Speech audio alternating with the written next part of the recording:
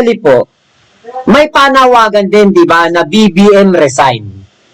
Ngayon, meron na ring panawagan na Sara resign. So, BBM resign versus Sara resign. Dito tayo sa aking naisip ko kanina. BBM resign, ang pinagbibintangan nila na kailangan nang mag-resign ni PBBM dahil daw bangag. Okay, bangag.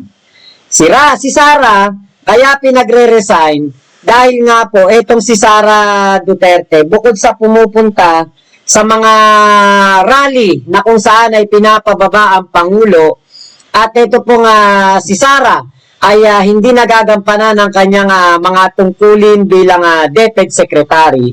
Marami pong alingas-ngas sa DepEd, maraming may corruption, merong sobrang lavish na contract signing na ginagawa po sa Hilton Tower diyan po sa Pasay City ba? Pasay City ba? Tama ba? Diba, imagine niyo po, contract signing Pasay City, Hilton Tower pa. Diba? So, ganyan po katindi itong DepEd natin ngayon sa pamumuno nitong si VP Sara. So, doon po sa BBM resign, ang kanila lamang pong bintang is bangag daw si PBBM kaya kailangan na mag-resign. Dito kay VP Sara, napakarami nating nakikita na hindi magandang nagagawa ni VP Sara as DepEd Secretary.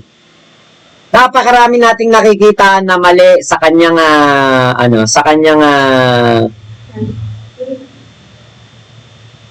kanyang pagiging DepEd Secretary.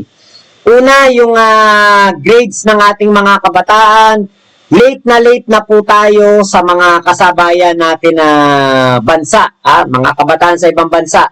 Napakababa po ng rating natin, bottom rank po tayo. Tapos, meron pong mga ghost students, beneficiaries, meron din pong mga ghost employees. Meron din pong unregistered na mga bank accounts. Tapos, no loyalty kay PBBM. O, China. Worst DepEd Secretary. Okay, hauling of learning materials. Kumbaga, napakarami po nating nakikitang mali ni VP Sara. Pero dito kasi kay PBBM, yung sinasabi nilang mali, wala silang maipakitang katibayan. Ano ba yung maling nakikita nila kay PBBM? Bangag daw. Ano yung nakikita nilang mali kay PBBM? Yung inaakay daw ang mga Pilipino sa isang gera na hindi naman daw natin laban. Proxy war. Bakit? Kaninong barko ba ang binobomba ng tubig ng mga incheck? Sa Pilipinas. Kaninong shoal o island o isla o katubigan ang sinasakop ng China sa Pilipinas? So, anong proxy war doon? Anong proxy war doon? Tayo ang kinakalaban ng China. Tayo ang ginugulo ng China. Tayo ang binubwisit ng China. Ginugulo niya ang ating soberenya. Inaagawan tayo ng mga huling isda. Diba? Halatang-halata naman yung pambubuli ng China. Bakit po natin bakit kinakampihan netong mga hakbang ng mautog rallies at netong mga pumupunta sa hakbang ng mautog?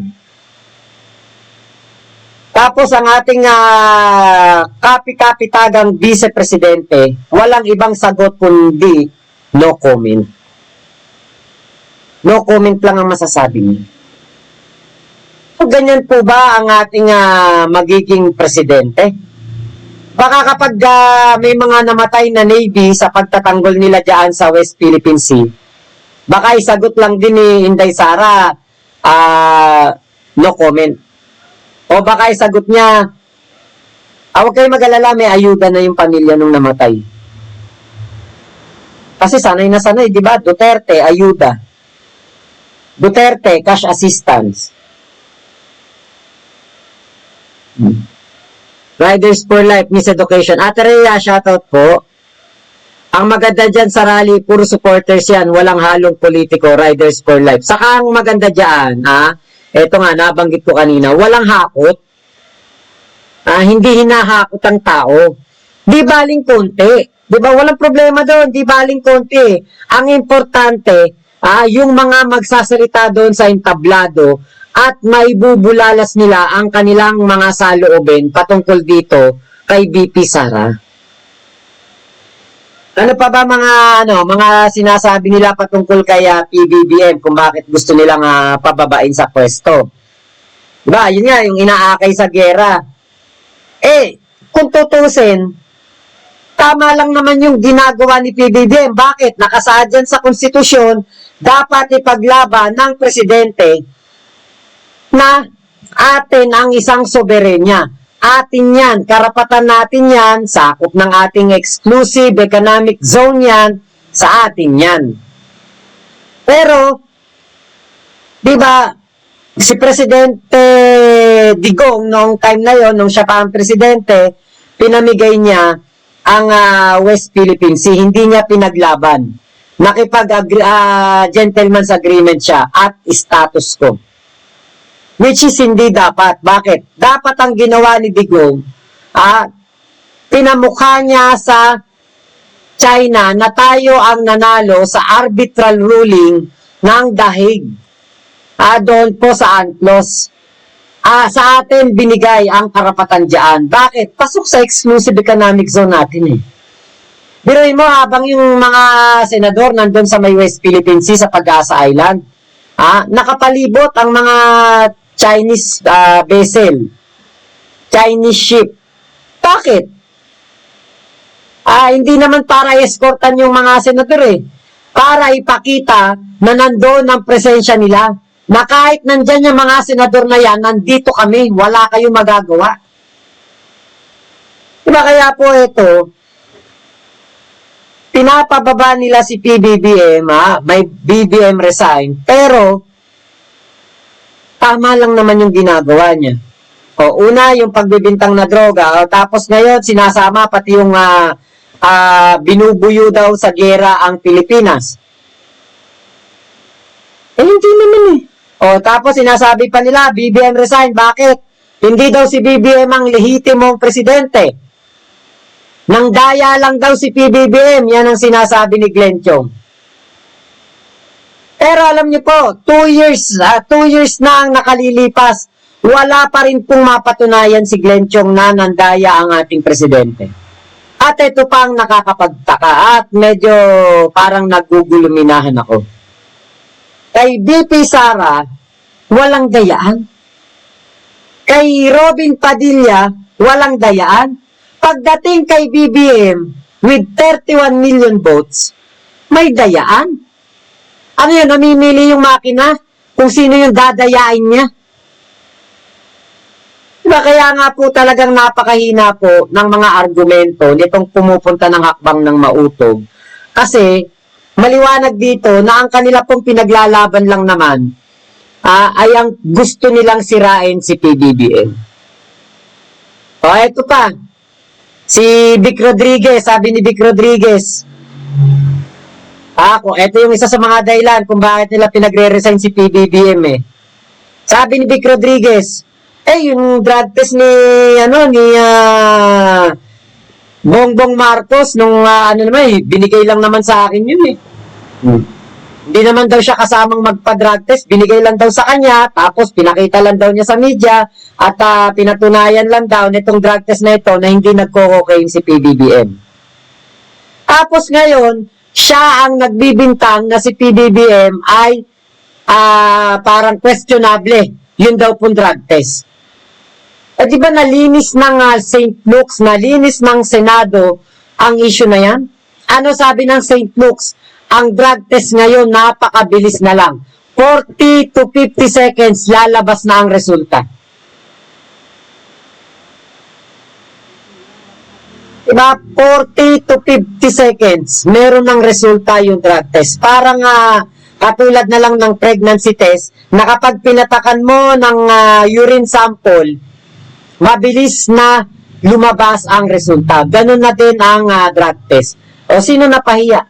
Di ba? Napahiya lang yung mga kumestyon doon sa 2 minutes and 53 seconds ba na drug test ni PBBM. Napahiya sila. Pahiyang-pahiya. Diba? Kaya nga po, ito, kung meron mga BBM resign movement o meron ding Sara resign movement, doon kay PBBM, ang mga binibintang nila para bumaba si PBBM, walang bearing.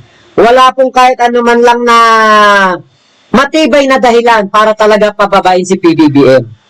Katulad ng sinasabi nitong dating bold star, Betamax Queen na si Vivian Velez, kung hindi mo na kayang mamuno, mag-resign ka. Sino ka? Isang ubadera? Isang walang maipagmamalaki? Mananawa. Makday, wag mo sara. Mainit eh. Magmamalaki ka. Ipagmamalaki mo na pababain ang aming Pangulo. Sino ka? May kredibilidad ka ba? Binenta mo nga yung paghuhubad mo ng katawan mo, pinakita mo sa kung sino-sinong mga tao, sa mga kalalakihan, para ikay maging sikat. Hindi masasabing magaling kang actress. Para questionin yung pamamahala ng aming Pangulo. Diba? Kapal ng mukha ang meron. Pero yung sabihin mong kredibilidad, kakayahan, wala. Magaling lang maghubad. Pero wala nga itong napatunayan pagdating sa wala itong kumbagay kakayahan pagdating sa kung paano mamamahala. Napaka tindi ng kanilang panawagan para pababay si PBBM. Samantalang wala man lang silang mailatag kahit isa man lang na katibayan o kahit man lang sa kaso. Diba? Kung gusto niyo talagang pababay si PBBM, bakit hindi niyo dinadaan sa tamang proseso? Ate Janet Rosario, hello po. Bakit dinadaan niyo sa akbang ng mautog? Dati kayong mga nandyan sa gobyerno, bakit hindi nyo daanin sa ombudsman, sa kongreso? Sasabihin, Mac, bakit nagrarally yung mga nandyan sa Sara Resign Movement? Bakit hindi rin nila dalhin sa ombudsman? Ang mga nagrarally po dyan, mga vlogger lang. Walang pondo. Hindi po kayang magasto siguro sa isang impeachment complaint. Kasi pag ikaw mag-impeachment complaint ka, kailangan meron kang mga abogado. Hindi lang kaya ng isa yan. Marami kang abogado dapat yan. Army of attorneys ang kailangan mo dyan. Bukod sa army ng mga attorneys, kailangan mo rin ng mga iba pang individual dyan para pakilusin ng impeachment. Hindi po kaya yan ng Sara Resign Movement. Hindi katulad ng grupo ni Digong, napakaraming abogado, napakaraming dating mga tauhan ng gobyerno. Meron dyan si Digong na dating prosecutor, abogado rin. Kung may bearing yung kanyang mga pinagsasabi laban kay PBBM, bakit hindi niya dalhin sa isang impeachment complaint? Sabihin niya, wala silang pera, wala silang pondo.